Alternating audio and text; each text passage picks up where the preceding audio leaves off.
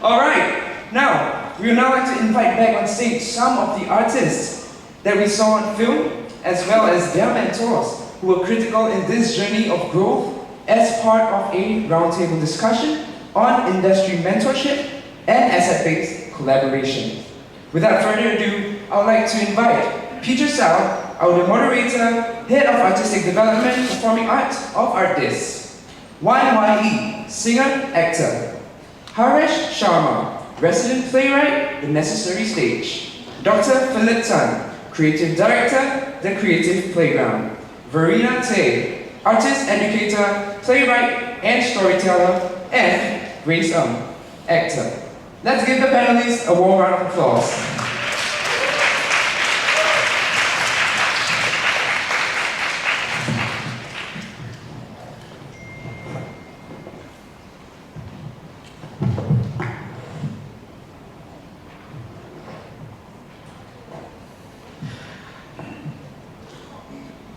Hi everyone, finally. We waited so long for this last panel discussion. It is actually called the Roundtable, Asset-Based Collaboration and Industry Mentorship. My great pleasure to still have your presence here. Thank you for staying with us till so late. For those of you who have watched from 9:15 a.m. onwards, can you just give me a show of hands? How many of you? Oh my Lord. Okay. Thank you so much. Thank you. If you have been here, I think this panel session, this discussion is really also very important to me because I have on stage people that I loved to work with when I was much younger, and people that I aspire to keep on working as artists as well as educators who believe in the same mission and vision as I do and as artists always believe, which is about empowerment through the arts. Self-description. I'm Peter Sao.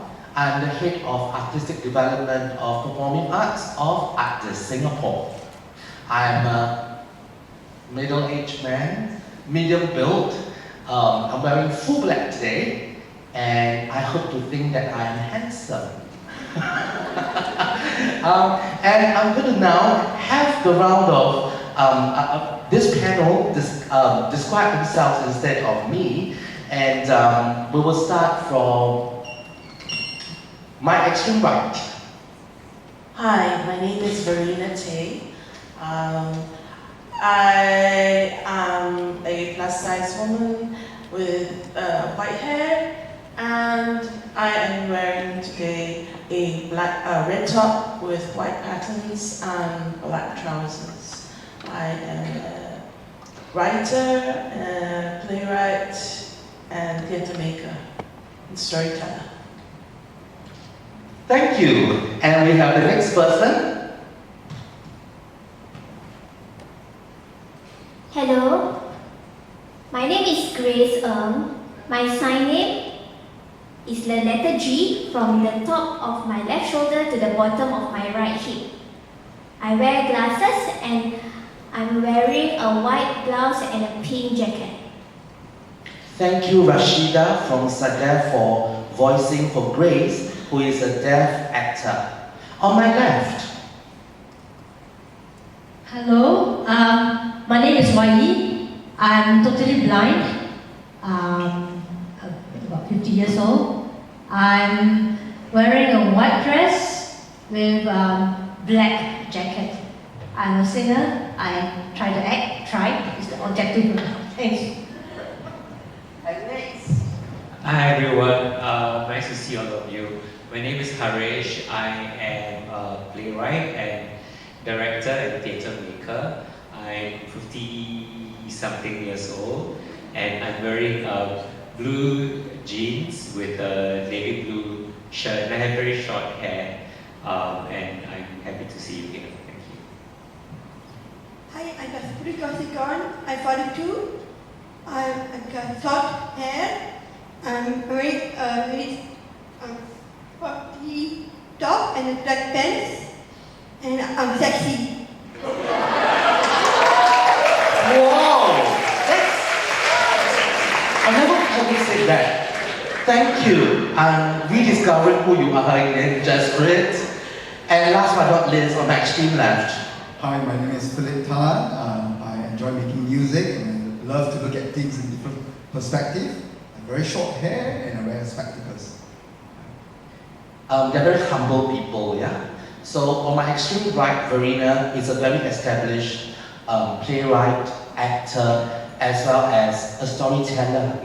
And Harish is the resident playwright of the Necessary Stage, cultural medallion recipient, one of the most published and staged playwright in the whole of Singapore. And of course, Philip, doctor now, and who has been designing and has been the creative director of so many important festivals in Singapore. Just to name two, one is for the Gardens by the Bay, for the opening, as well as ASEAN Paralympics 2015, and many more. And it's my honor, upon invitation to come and boost me up for this 2 years professional theatre training program named Beyond This Play, as the word suggests. I believe that anyone with disability, as long as they have the heart and also the drive to pursue excellence, they should be not just as a display item on stage. Enough of the charity show, enough of tokenism, and enough of not training people hard enough for them to excel and be seen on par with anyone who is on public stages.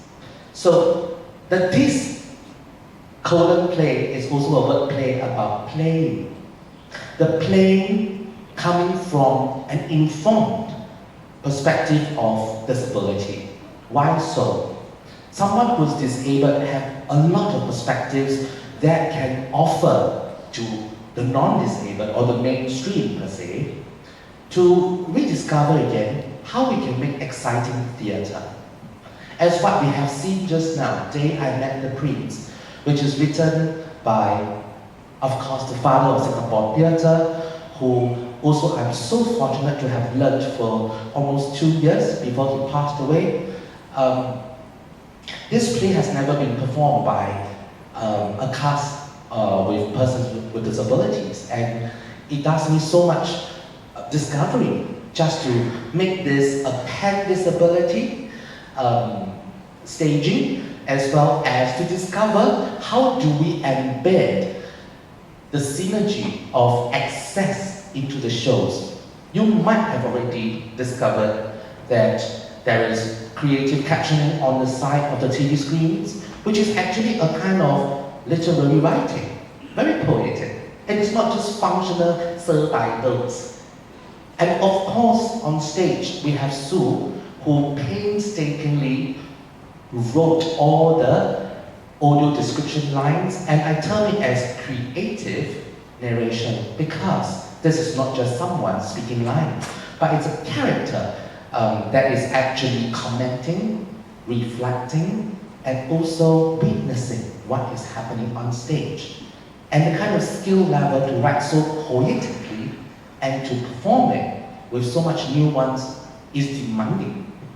And this is the space then where I feel very happy to be united with very, very strong industry mentors from the Singapore theatre scene, so that we can start to challenge the benchmarks of what performance making could be and should be to actually broaden how we see live performance. Here, because time is really short, I'm looking at the timer above you, 12 minutes, we are so overrunning, but I'm going to try my best. If you can stay with us, I'll be so, so grateful. I'm going to start by asking 3 very, very important questions. And this will be posed to both all the mentors and then all the mentees, emerging actors. And then I will try to do a summary, and I hope, because the whole day really You are sitting here, I think there must be some burning question, maybe one or two. If you can keep it concise, we will have a conversation. So here, my first question to the mentors. I will start with mentors first, yeah? My question to Verena. What struck you the most during your mentorship process, working with Grace, using a script that you have written so many years ago, the Lunar Interviews? Just to kind of preface what, before I answer that question, the role of the mentors kind of differed from case to case because what Peter envisioned how we could help the mentee was different depending on the project. So what Peter's, how I worked with Grace was Peter found my script, the Lunar Interviews, which is actually one of the wordiest plays that I've ever written. And he felt that it suited Grace and the kind of performance that he wanted Grace to have. So he asked permission to use the script, or at least adapt portion of the script. And then he also asked me to help Grace in her performance in voicing the text.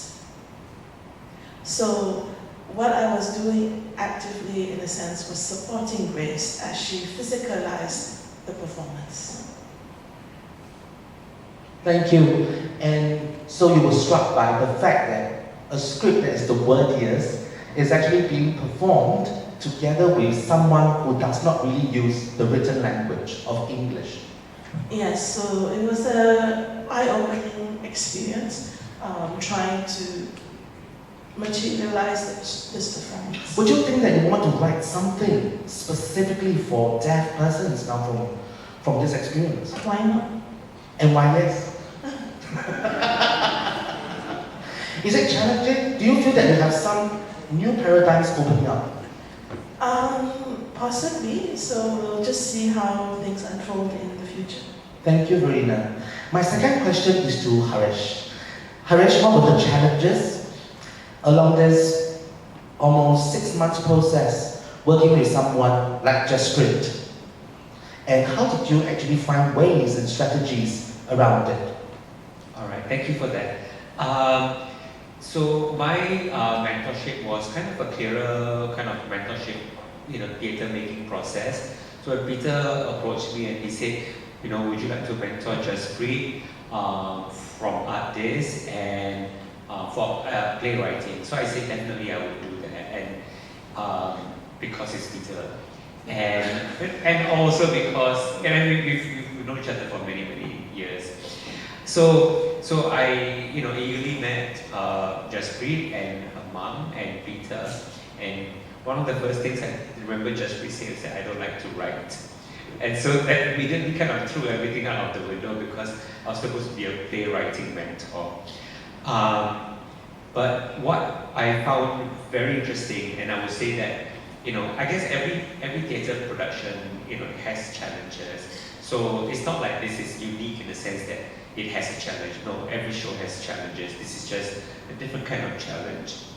I think, coming into the process, I had like 30 plus years of devising, and I had that kind of experience, but I had zero experience devising with an artist with disability. So I had to kind of draw from my knowledge, but at the same time start from scratch almost. And so it was very humbling in the sense that I had to really speak to Jaspreet and listen to her and find out what she's interested in, what she's passionate about, and from there start to think of strategies to devise this work. So speaking to her, and we had scheduled like different sessions. Speaking to her, I created exercises where she could, tell us more about her family or what her interests are, and she's interested in a lot of things like acting, dancing. She's passionate about activism. She speaks her mind. She's very clear about what her ideals are about what disability in Singapore should be like in terms of access, representation, and so on. So after all of that, over a few weeks, I took the text that she had shared during the improvisations and the interviews, and I created a short play from there. I mean, I'm just simplifying, the process of that. And then we begin the next part where she had to rehearse, and so that took a bit of time as well, because when we read through the scenes, in a way, what I was doing, I was taking from her and kind of structuring it into a form, into a way that I could give it back to her for her performance. And one thing that I like to do as a playwright is that I like to challenge my actors, and I did that with Jaspreet as well. So even though it was just a 35-40 minute performance, I made sure that she was truly challenged. She had to act, she had to dance, she had to do monologue, she had to do dialogue, she had to do audience interaction, she had to do movement. But at every time when we were reading through the script, I would make sure that, to ask her whether she was okay with it and she was comfortable with it. And I think that her family played a very important role, especially her mom, because of the support that they provided. And of course, Peter played a very important role, because Peter then continued the journey with her into the rehearsal and the performance. So in a nutshell, that were some of my challenges and how I kind of, worked through them. I think what you managed to do in 6 months is to make Jaspreet realize that she has a life story, and her life story can be told in several ways, beyond just words. And also the fact that you are able to establish a trust system with her, supported by your transcribers, and also sometimes even my staff was dragged into the improvisation room. And we just kind of have fun, whatever it takes. So you actually develop a culture of working with someone like Jaspreet, and I deeply appreciate that. You taught me a lot how to take time. Really, as a director who received that script after about 6 months of work, I just go, oh damn, I have a play to direct. Because back then when we said, yeah, let's try something, right? Yeah, I said why I chose to have Haresh packed to Jaspreet is because number one, I'm a majority race. I'm a Chinese, and I don't feel good if I could develop a story with someone of a minority race. I think I will have too much privilege, and I don't understand how to excavate that as a director. And I also thought that after so many years of development of myself in this field of arts and disability, and talked to Harish so many times, bumped into him, and he's like, how are you, and how what? And I just feel that it is time to actually work together. And what's better than having someone as an intermediary, and that someone is going to be quite an important person to grow with. Here also a reminder, if you want to file any questions, you can do it through Pigeonhole. If there are no questions, fine, we'll go on. And Philip, the question to you is, what would you say to someone from the mainstream, non-disabled, or actually here, no taboo, not yet disabled, persons, industry mentors, so-called experts, or just artist educators? What would you say to them if they want to work with someone with disability? I think it's very important that a mentor, so-called, need to have a deeper understanding of the kind of barrier or challenges that the individual face.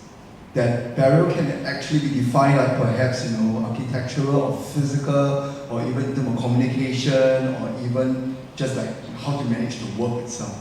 And once we set that as our backdrop, we will be able to deploy the right strategies. The main purpose is to aside the process and also just to make all the information relevant to the person. The way I describe strategy, it seems like, wow, what is that? But it actually can be simplified by workflow, changing the behavior of how this is done in a sequential motion, or perhaps just to modify any instruments, or perhaps just to look at the current devices and in what way can we explore other purpose of the device itself. Give you an example, like for instance, let's say if I'm working with a person who wants to improve his listening ability, I can just park a piano right in the center of the living room. Whenever he passes by, he will press that C key and C key. There will be a time whereby before he presses that C note, he will know how to pitch that note. Or he can even just rely on simple like microwave. Before it rings, he or she will already sound that out as well. You know, so being a mentor, I think is also very important that we spend time to identify the strength. We spend time to look at potential abilities as well. And then the main purpose of doing that is to match that qualities to as many parts of the component in the processes. The main purpose is to aside that, the main purpose is to challenge that further. If you do it correctly, I believe that in the artist's mind, there will be fireworks because he gets a chance to see the interconnections of the different components coming together. Fireworks, I really love it.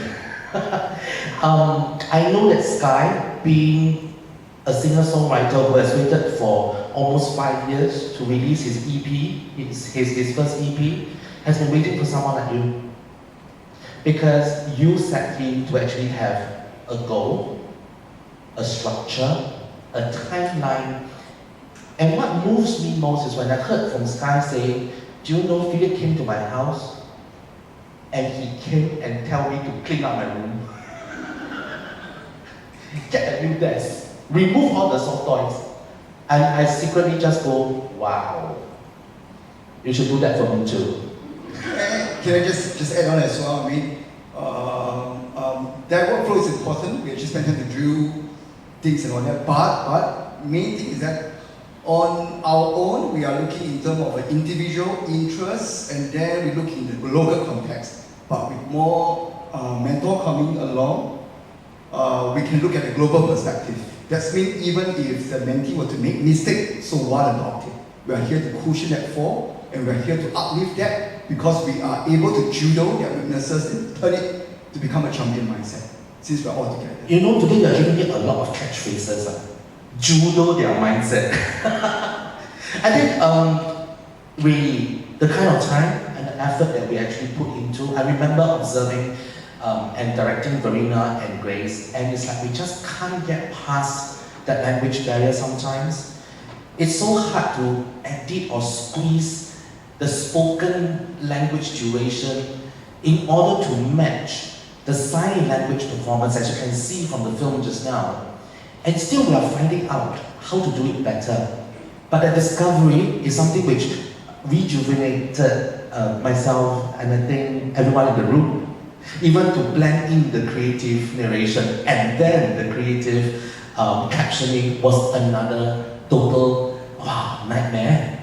And then after that, we have to create cue access, lighting access, so that during pertinent lines, there will be some lighting cue for someone like Grace to identify and move to her new position. So it was really a big learning cycle for all of us.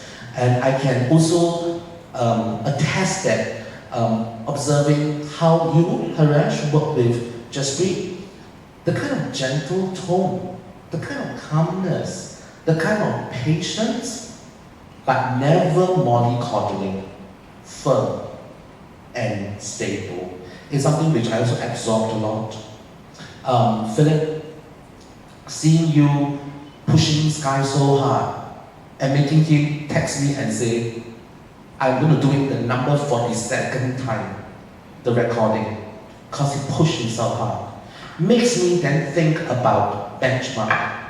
I think the benchmark is not something which the industry can decide.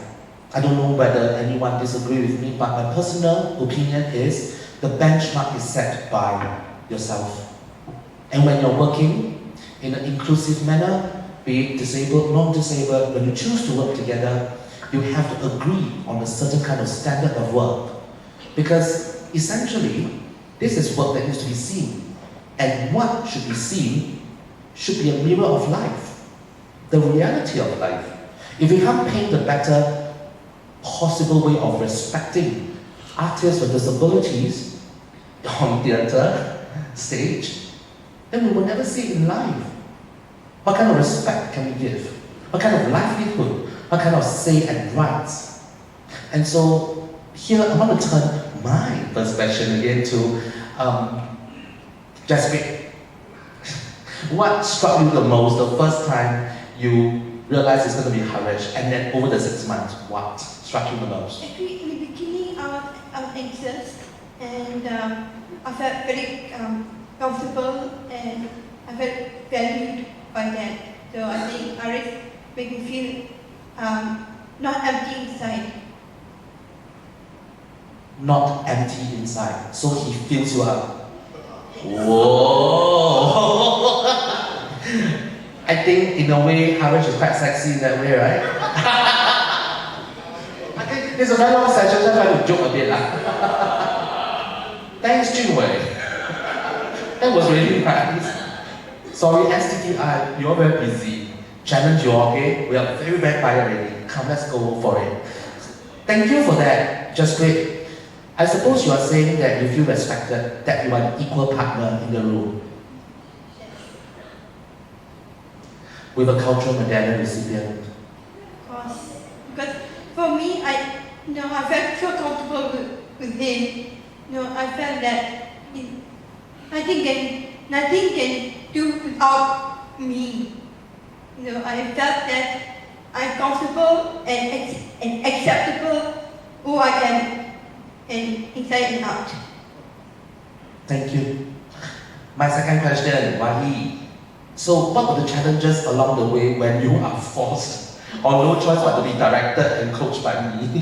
The mentor and the director of the first version of Emily of Emerald, another national classic play. Yeah, let's give applause to Peter, man. No, to Stella Kong.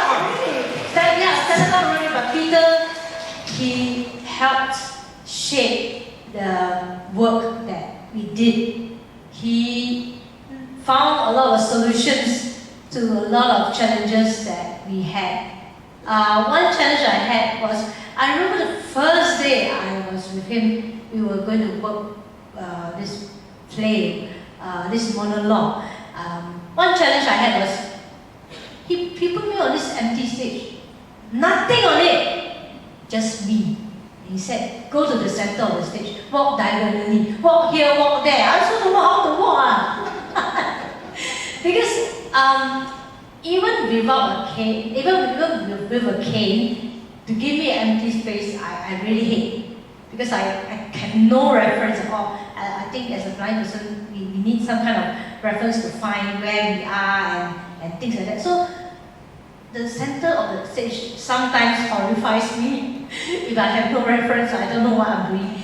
So I told Peter, I can't do it, I can't. I need something, I say, when I was acting with others, they used to give me some reference on the floor, blah, blah, blah, blah, blah. And fast forward, what do we found? And then, what do we we found, I think you saw the red strings, right? And the chairs.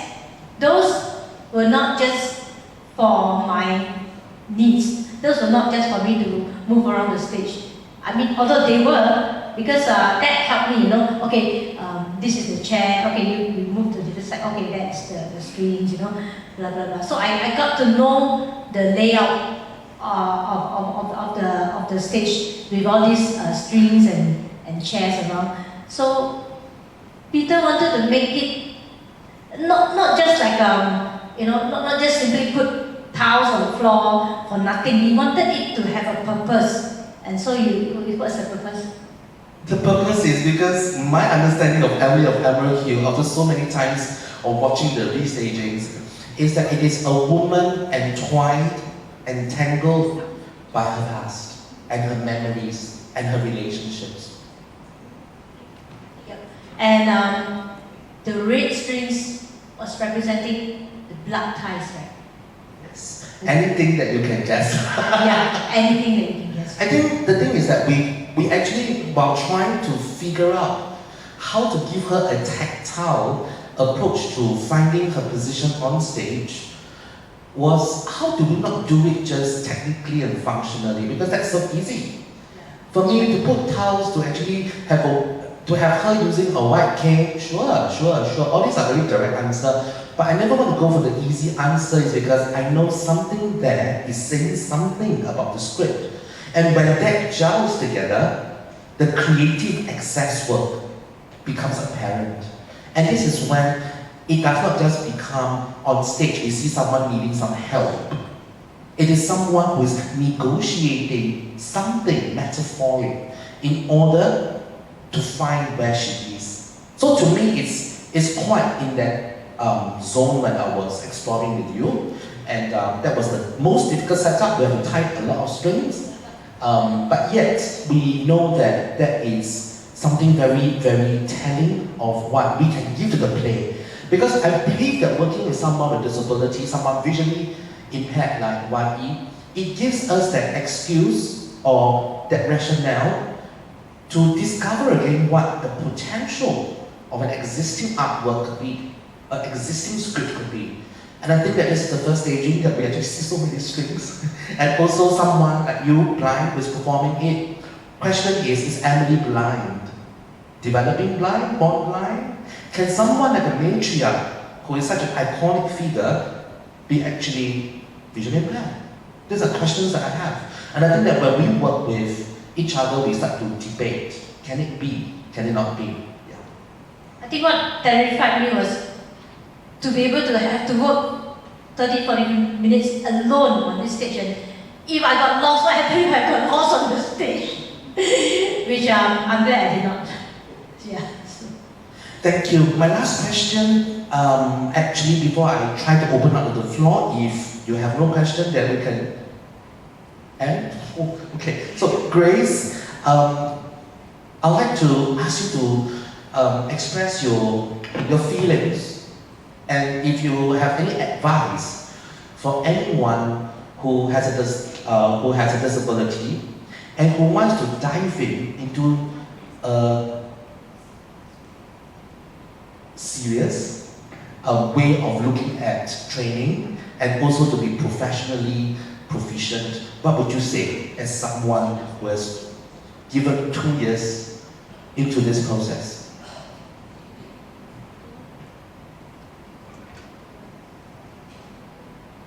Practice hard. Continue looking around, interacting. Keep your eyes focused on the goal and work hard until you reach success and reach your goal. Along this journey, 2 years, how many times do you feel like giving up?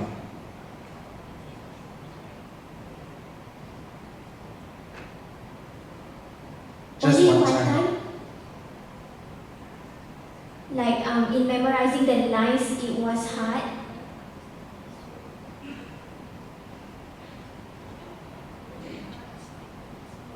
Like how to match the lines with the body language and the expressions.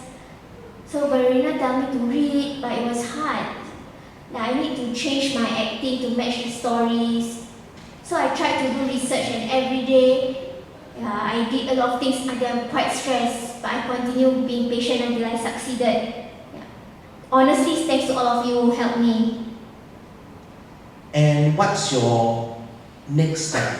What's your aspiration now after being exposed to a very intensive way of working?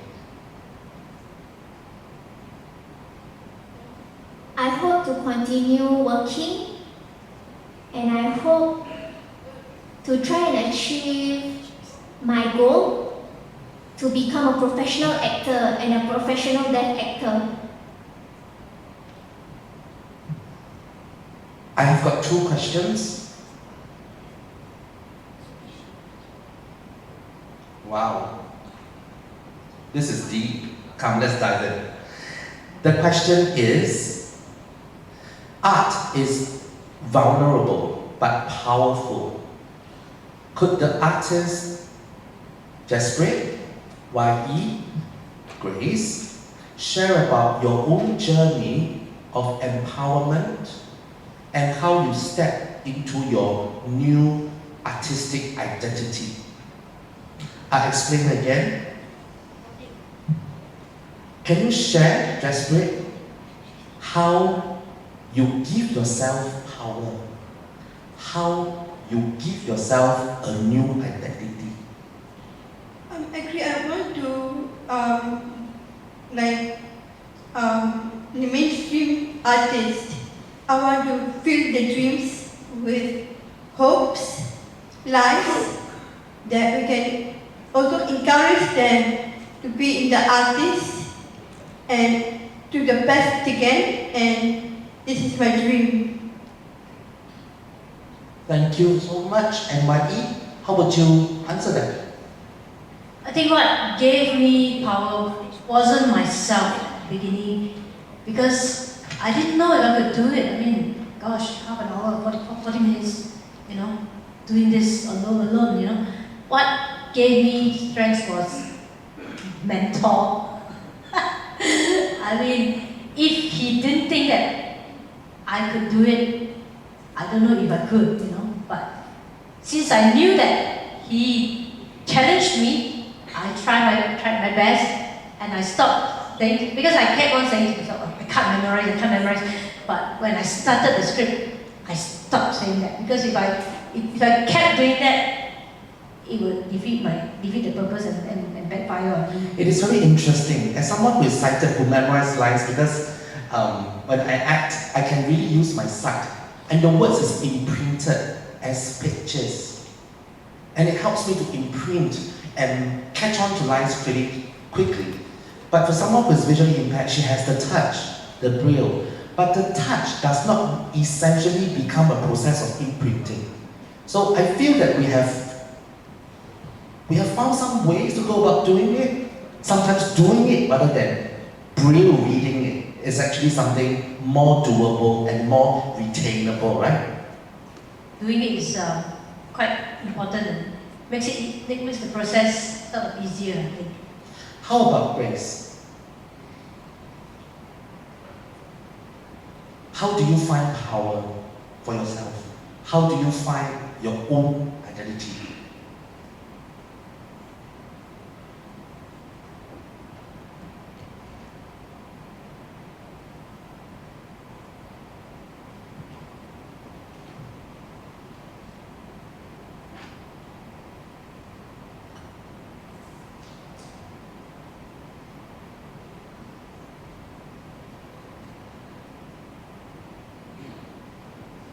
I think I remember some time ago you told me, don't give up, continue until you succeed and reach your goal. So that's the thing that gives me power and keeps me motivated. Don't lose sight of the goal, don't lose sight of the dream. So that's what gives me power, my vision and the goal. Thank you, Grace. I think, yes, I will believe in them. Philip, Harish, Verena. And also there are another 6 more mentors. If you go to the program book that is given to you, you'll discover that many people take their time and effort to do this. This kind of time that easily any mentor will spend can easily produce 2 new words. Right, Harish? I'm so empowered by them.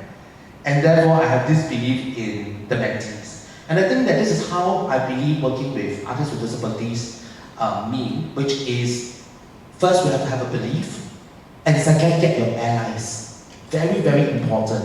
And thirdly, always create the right conditions so that we don't just talk about it or trivialize it, but we action it. This is to YE and also sharing with everyone. I think, going out of your comfort zone, making things work and co-owning the process and making a decision with a director like myself, it's power. To just saying what you want, what you don't want, tackling your worst nightmares, trusting your mentor, trusting that we are here to assist you is power. To Grace, challenging the norms, challenging that a deaf person can only work in the deaf world, challenging yourself to work non-stop with persons from the hearing world, and realizing that we can nourish each other. That is power.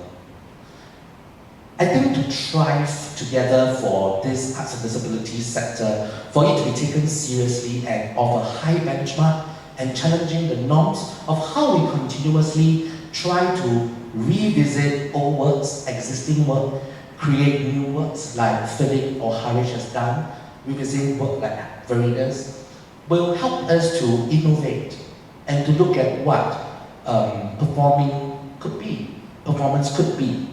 And I think if you are a director, if you are a project leader, start believing that this is possible. And if you feel that they are not ready for benchmarks, please invest in the time, the resources, because then you'll be proud to work with them not as transactional human beings, but truly deeply as equal human beings with a lot of humanity, a lot of respect, and along the way, lots of discoveries. Before we close this session, can I have one comment, thoughts, reflection from each of you? Starting with Verena. Go, go, go! Wow.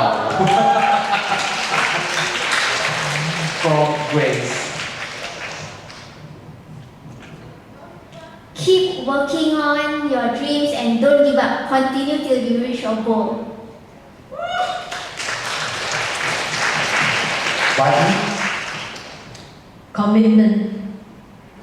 That is succinct. Harish? I guess I would say, if you're interested in working with artists of disability or just, you're from the arts world, theatre companies or whatever, just do it, just get involved.